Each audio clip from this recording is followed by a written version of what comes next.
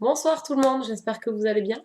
Je vous retrouve donc aujourd'hui pour faire mon rendez-vous du C'est mercredi que lisez-vous, rendez-vous hebdomadaire pour faire le point sur mes lectures passées, mes lectures en cours et mes lectures à venir.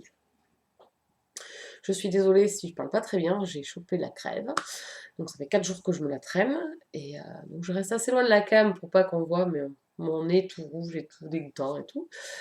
Donc voilà. Donc, comme je pars la semaine prochaine, ça allait faire presque 2 semaines et demie, voire 3 semaines sans faire de vidéo. Et donc, comme là, j'ai déjà lu 2 livres pour la semaine passée, ça allait faire une vidéo peut-être trop longue. Donc, du coup, je l'attends quand même avec ma tronche. Donc, qu'est-ce que j'ai lu la semaine dernière? J'ai lu 2 livres quand même, hein, quand même, quand même. Donc, oui, ce week-end, je me suis un peu bougée pour avancer. Et ma lecture en cours était ma lecture de la semaine d'avant, puisque je l'avais mis en pause pour lire autre chose, voilà, pour me remotiver, on va dire. Donc, qu'est-ce que j'ai lu la semaine dernière? J'ai lu le tome 1, donc Les Cendres de l'Oubli, le tome 1, Phoenix, de Karina Rosenfeld, aux éditions Robert Laffont, collection R. Je l'ai lu samedi, je crois que j'ai fini. J'ai commencé vendredi et samedi, je l'avais fini. C'est une lecture très rapide. Déjà, la présentation, l'écriture, la présentation est très très aérée, donc il fait 400 pages, mais en fait, ça va à vitesse grand V. En plus, il y a des passages en mode voilà, Facebook. Donc, vous voyez, des pages, voilà, que ça va vite. Donc, sinon, à part ça, à part le livre en lui-même, la lecture, eh bien, j'avais beaucoup aimé. J'avais lu juste le premier chapitre et j'avais posé le livre. J'avais repris ma note de lecture. Et déjà, au premier chapitre, j'avais trouvé ça très accrocheur de la part de l'auteur. J'avais bien aimé voilà. On se demande ce qui s'est passé, qu'est-ce qui leur est arrivé, qu'est-ce qui va se passer par la suite. Donc déjà, c'était bien parti. Même avec un chapitre, sans rien connaître des personnages ni rien, c'était bien parti. Et ça a continué. C'est une très bonne lecture. Elle a la simplicité, on va dire, ou la classificité du young adulte, c'est-à-dire qu'on retrouve un peu, par contre, le même schéma extérieur. Enfin, la toile de fond donc d'une héroïne avec 2 garçons dans l'histoire et donc un triangle amoureux.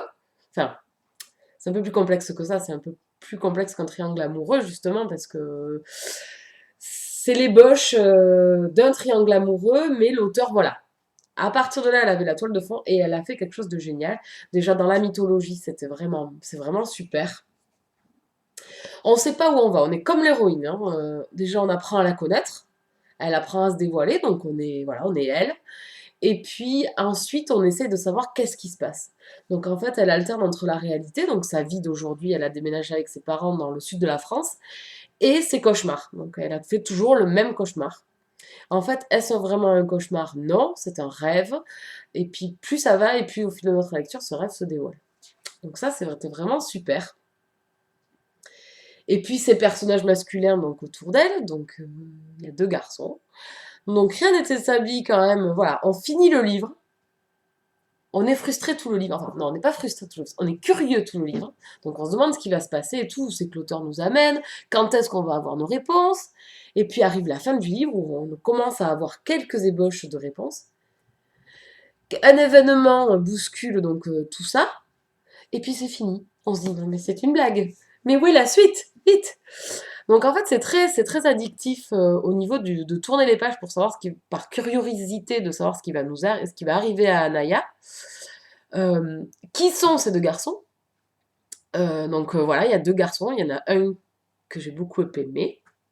Voilà, c'est un des personnages que j'ai vraiment adoré et j'ai hâte de connaître la suite et de savoir ce qui va arriver, surtout avec cette fin diabolique de l'auteur. Donc voilà comment les choses vont s'enchaîner. Le deuxième garçon que je n'ai pas du tout aimé du tout, hein, il faut choisir, hein. Moi voilà, je suis voilà, unique. Donc lui, non, dehors, oust. Donc je lui aurais mis des claques. Donc voilà, c'est doux, c'est léger. Et alors le plus de cette histoire, que j'ai vraiment aimé, que voilà, je trouve pas souvent dans des histoires, des fois on trouve voilà, un petit fil conducteur de musique, avec des playlists.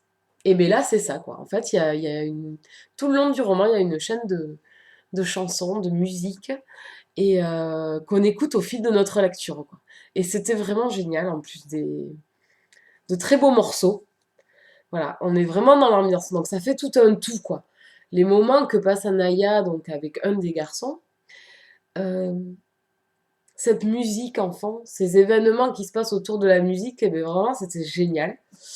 Euh, c'est le petit plus de cette histoire, moi je trouve. C'était vraiment le voilà, l'auteur a su créer plein de petites choses qui voilà, qui nous émiettent dans l'histoire et qu'on adore. Donc voilà, une héroïne comme on trouve un peu dans voilà, une jeune adulte, hein, elle a presque 18 ans, donc voilà, c'est un peu la nouvelle vie, la vie d'adulte, la découverte de beaucoup de choses, des changements bouleversants de sa vie. Elle était à la fac, elle a changé d'endroit, elle, voilà, elle a une nouvelle maison, une nouvelle vie, le passé, voilà, ce rêve, qu'est-ce que c'est, est-ce que c'est... Voilà. Donc tout ça, c'était vraiment bien. Et après, sur fond fantastique, donc voilà, euh, l'auteur a créé, voilà, c'est un énorme truc. Et voilà, ce tome 1 passe trop vite et on n'a pas toutes les réponses, donc moi j'ai envie de savoir la suite. Voilà, c'est très bien mené. Euh, voilà. Mais j'ai beaucoup aimé cette lecture, hein. Et je veux savoir ce qui va se passer. Parce que j'ai eu quelques réponses, mais j'ai pas tout. Enfin, la mythologie débute à peine. Enfin voilà, c'est un premier tome. Donc l'auteur met en place un peu sa mythologie, un peu notre héroïne, voilà, on la découvre, et un peu, elle dévoile pas grand-chose. Donc en fait, on se pose plein de questions et on veut savoir ce qui va se passer par la suite. Donc voilà, une bonne lecture. C'est pas un coup de cœur, mais c'est une bonne lecture. Voilà, je suis pas fan des triangles amoureux, mais là, elle a su le gérer assez différemment pour une fois. Tout ne coupe pas de source et on n'a pas voilà, un amour transi, voilà, une jeune fille qui se découvre et voilà, où on a un amour à la va-vite. Non, là, pas du tout, quoi. Donc, eh ben, à suivre, hein. Maintenant, il me tarde de connaître la suite parce que c'est très sympa. Et je vous dis, la playlist, c'est... donc en plus, vous avez, voilà, l'écriture aérée, vous avez voilà, les paroles de chansons, donc en anglais et traduites en français. Donc voilà, il y a toute, voilà, elle a vraiment étoffé, je pense, sa saga. Il me tarde voilà, d'avoir la confirmation avec ce tome 2. Est-ce qu'il va m'apporter tout ce que j'ai commencé à ressentir dans celui-là?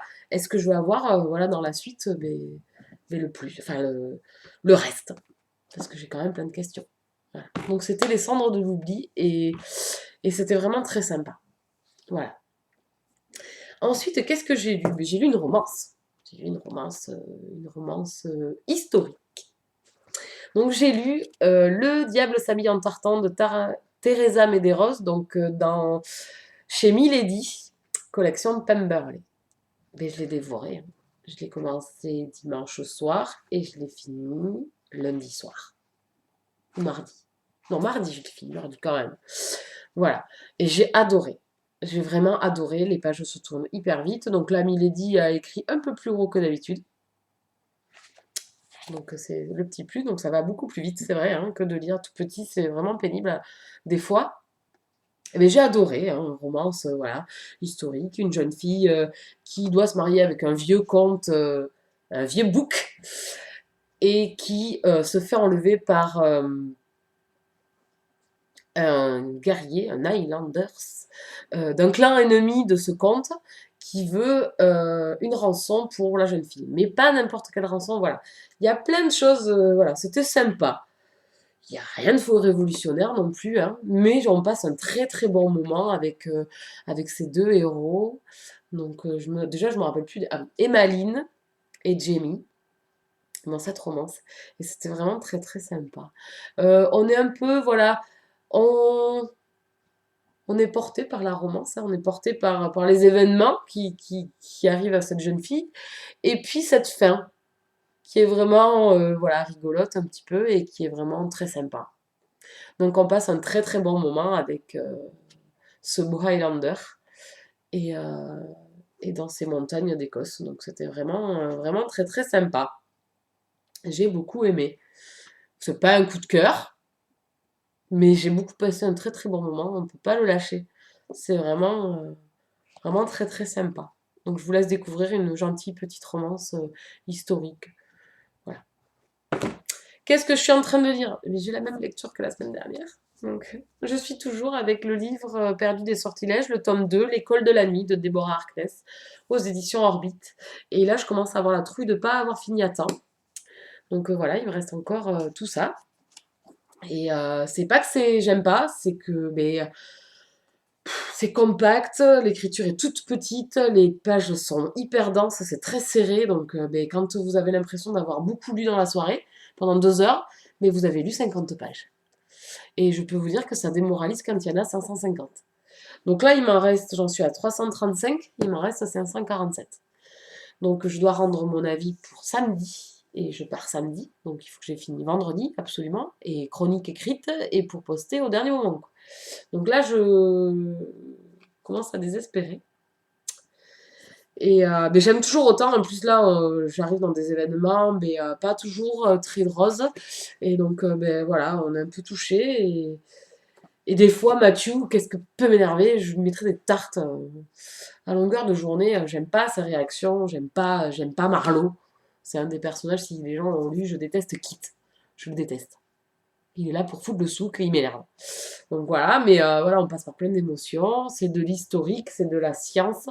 Alors attention, vous attendez pas à plein d'actions, plein d'intrigues. Voilà. Euh, c'est pas du tout ça le livre perdu des sortilèges. C'est deux personnages que l'on suit. Voilà, qu'on s'accroche à eux et on les suit, on suit leur romance, on suit l'épopée historique. Mais c'est vraiment très dense. J'adore. Alors par contre, si vous aimez pas les milliers de personnages que vous rencontrez, etc., voilà, comme Le Seigneur des Anneaux, vous avez plein de personnages, mais vous lancez pas dans des lectures comme ça, parce que si vous avez plein de personnages, alors ça c'est génial, à chaque page vous rencontrez plein de gens dans la vie de Matthew et Diana, et c'est génial. Alors après, il faut suivre, mais bon, on retrouve les personnages principaux, voilà, on s'habitue à eux, on les connaît bien maintenant, et dont Marlowe, que je déteste, je le redis au passage, hein, voilà, pour ceux qui l'ont lu, mais ceux qui l'ont pas lu le rencontreront donc dans le tome 2. Donc voilà, mais bon, je vais continuer à lire ce soir, demain, et j'espère vraiment, vraiment finir, quoi. C'est dommage que ça soit si dense et si petit. Voilà, on n'avance pas, alors je vous dis, vous perdez la motivation alors que vous êtes dans une bonne lecture, et ça, j'aime pas. Voilà, c'est le point négatif et c'est dommage parce que c'est une super lecture, c'est un super univers. L'auteur, alors par contre, il y a énormément de descriptions, mais ici, voilà, comme quoi, dans des lectures, ça me dérange pas. Ici, ça me dérange pas. Mais voilà, est-ce qu'il y aurait pas fallu un tome intermédiaire, j'en sais pas, pour que ça soit moins. Ou écrit plus gros?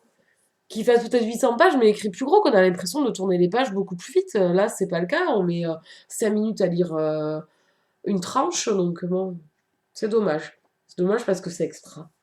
Et il y en a, voilà, j'ai revu Marcus en plus, qu'on voyait pas là, qui est du premier tome que j'avais beaucoup aimé. Donc voilà, là, il a fait une petite apparition bien rigolote. Donc. Non, je suis dans un bon passage en plus. Hier soir, j'étais bien dedans, mais voilà, ça fait 50 pages, quoi, en 2 heures. C'est de quoi vous vous démotiver. C'est dommage, parce que j'adore. Et qu'est-ce que je compte te lire après? À lire après, je pars avec à Dublin. Et je pars avec à Dublin, je pars avec Le Duc de Fer. Donc la saga Iron Seas, donc c'est de Meljan Brook aux éditions J'ai lu, collection Crépuscule. C'est ce qu'on appelle aujourd'hui du steampunk. C'est comme les aventures d'Alexia Tarabotti. Voilà, donc tous les avis sur cette lecture sont bonnes. J'avais déjà repéré avant sa sortie, je l'avais bien repéré avant sa sortie, donc il me tentait déjà parce que la quatrième de couverture était vraiment alléchante. Donc maintenant, il n'y a plus qu'à s'y plonger. Et je ne sais pas si je l'aurai fini dès mon retour de Dubaï. Voilà. Donc peut-être que j'en amènerai un second, ça sera la surprise à mon retour. Est-ce que j'aurai lu 2 livres, un livre, même pas un livre? C'est pas le but du voyage à la base, donc bon. Donc voilà, donc je vous fais au revoir. Je vous souhaite une très bonne fin de semaine et une très bonne semaine prochaine. Et je vous retrouve à partir du 20, 20-21 par là. Je reviens le 17, donc vidéo après mon retour le mercredi. Je vous fais de gros bisous. Donc le blog sera mort. Et j'espère revenir avec pas mal de choses à vous raconter. Peut-être un article sur Dublin, hein, avec quelques photos et tout. Moi en photographe à Dublin, j'en sais rien, moi dans un pub en train de boire une Guinness, hein, on sait-on jamais. Donc voilà, donc je vous fais de gros bisous. Moody, je n'oublie pas de prendre des photos, pas de soucis. Je vous fais de gros bisous à tous et à très bientôt. Ciao ciao, de bonnes lectures.